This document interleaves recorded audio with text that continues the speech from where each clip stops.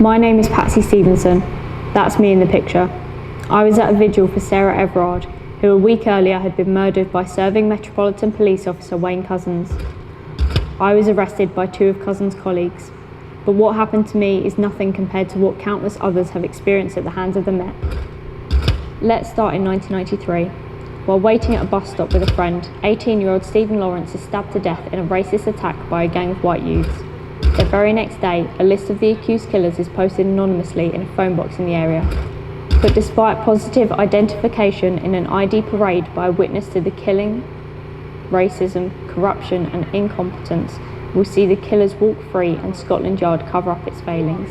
6 years after the murder, a major public inquiry into the failed investigation finds that the Metropolitan Police is institutionally racist. Met Commissioner Paul Condon resists calls to resign but leaves the force the following year. 2005, Brazilian plumber Jean-Charles de Menezes is shot in the head 7 times by Metropolitan Police officers at Stockwell Underground Station after he's mistaken for a terrorist. Scotland Yard then instigates a sophisticated cover-up. The Metropolitan Police claims de Menezes was issued with a warning before being killed. Police also claim de Menezes jumped a ticket barrier and ran down the stairs towards the platform, and that he was wearing a bulky coat in hot weather, thus justifying the actions of the officers who shot him. In reality, none of the claims are true. 2008, musician Sean Rigg dies in police custody in Brixton Police Station, one of many deaths in police custody for which families are still seeking justice. Sean dies of a cardiac arrest after police failed to identify his condition of paranoid schizophrenia and subject him to what an inquest jury will later call unsuitable and unnecessary force. 5 officers are later exonerated of wrongdoing. Also 2008, the most senior ranking Asian officer in the force, Assistant Commissioner Tariq Ghaffur, threatens to sue the Met for racial discrimination before winning a £300,000 settlement. Then, as the extent of the de Menezes failings and subsequent cover-up are exposed, Met Commissioner Sir Ian Blair resigns. His successor, Sir Paul Stevenson, promises root and branch reform and says he will return integrity to the force. We'd like to finish playing the film. Well, I'm going to politely decline because we want to play the film through for a full 10 minutes. 2009, newspaper vendor Ian Tomlinson dies after a police officer in riot gear strikes him from behind with a baton and pushes him to the floor. Tomlinson had been making his way home when he was assaulted by an officer policing the G20 protest in London. Scotland Yard again instigates a cover-up, initially trying to persuade the Tomlinson family that there was nothing suspicious about the death and giving them an edited version of his first post-mortem examination. Scotland Yard tells the family that Tomlinson died of a heart attack and make no mention of a finding by a forensic pathologist that he had large amounts of blood in his stomach, a suspected dog bite on his leg, and a number of other injuries. Phone camera footage from a tourist will later emerge showing Tomlinson being struck by a Metropolitan Police officer before collapsing. 2011, the News of the World newspaper is found to have hacked the phone of murdered schoolgirl Millie Dowler. What soon emerges is an industrial phone hacking operation with hundreds of victims. Scotland Yard oversees several bungled investigations before the spotlight turns on the Met's own involvement in the scandal. From police corruption, payoffs and the sharing of confidential information with the media, to personal relationships with senior editors and conflicts of interest at the top of the force. Met Commissioner Paul Stevenson apologises for institutional failings over phone hacking and resigns. His successor, Sir Bernard Hogan Howe, promises root and branch reform and says he will return integrity to the force. 2013, police use, in their own words, sexist and derogatory language while strip searching academic Dr. Koshka Duff.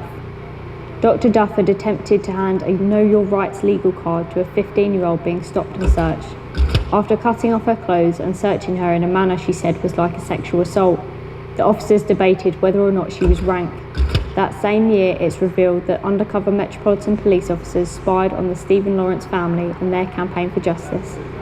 One policeman says that senior Scotland Yard officers wanted him to find dirt on the Lawrence family and smear them. The disclosure is the latest revelation in the so-called Spy Cop scandal.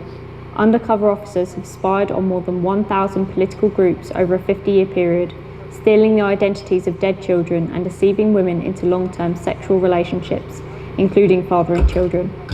When an inquiry into the matter is announced by the government, the Met shreds huge volumes of relevant documents. 2014, the Met's stop and search policy, targeting people on the basis of their skin colour and disproportionately impacting people of colour, continues. Despite widespread criticism, despite 5,000 complaints over the following years, just 6 Met officers will be disciplined. 2014 to 2015, an inquest is told that institutional homophobia at Scotland Yard was responsible for the force's repeated missed opportunities to apprehend serial killer Stephen Port. Victims' families say their concerns and key evidence were ignored because of the prejudices of officers, meaning Port remained at large for over a year, killing 4 young men: Anthony Wargate, 23, Gabriel Cavari, 22, Daniel Whitworth, 21, and Jack Taylor, 25. 2015, Wayne Couzens, a serving police officer in Kent, is not investigated after an alleged incident of indecent exposure. Linked to possible offences going back for more than a decade, he is known by colleagues as the rapist. Couzens will soon join the Met. 2017, Sir Bernard Hogan Howe resigns as Met Commissioner just weeks before a critical report into Operation Midland, the Met's bungled handling of historic sexual abuse allegations. The new Commissioner, Cressida Dick, promises root and branch reform and says she will return integrity to the force. She was the officer in charge of the bungled operation that resulted in the death of Jean-Charles de Menezes. 2018, a Metropolitan Police officer picks on a black father because of his colour and attacks him in front of his children, breaking his knee in what a judge will later describe as a clear case of racial profiling. Grieving widower Carl Abrahams had done nothing wrong, and with his 2 sons, aged 13 and 16, was walking back from a visit to their mother's grave. 2020, police officers share images of murdered sisters Nicole Smallman and Biva Henry, describing them as dead birds to WhatsApp groups of over 40 Metropolitan Police colleagues. The same year, other officers share racist and misogynistic messages with Wayne Couzens. 2021, Wayne Couzens is linked to 2 allegations of indecent exposure, having ordered McDonald's while naked from the waist down, but Scotland Yard fails to properly investigate. 5 days later, while walking home from a friend's house in South London, Sarah Everard is stopped by Couzens using his police ID.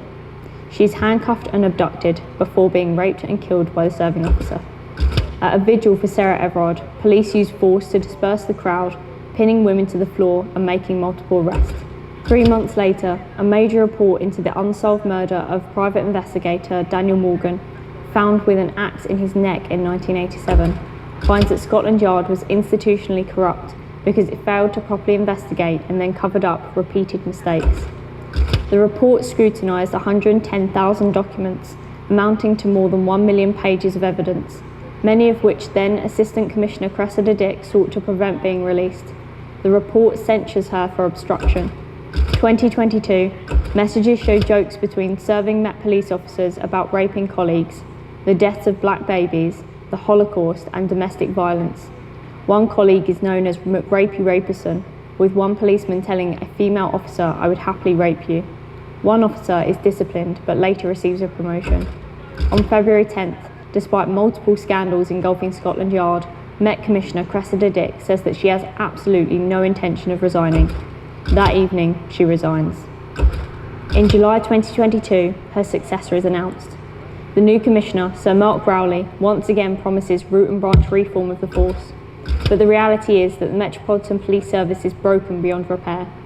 Reform has been tried for 3 decades and failed. No apologies or empty promises will bring back the lives lost or repair the harm done by Scotland Yard's corruption, racism, misogyny, homophobia and incompetence. It's time to break it up and start again.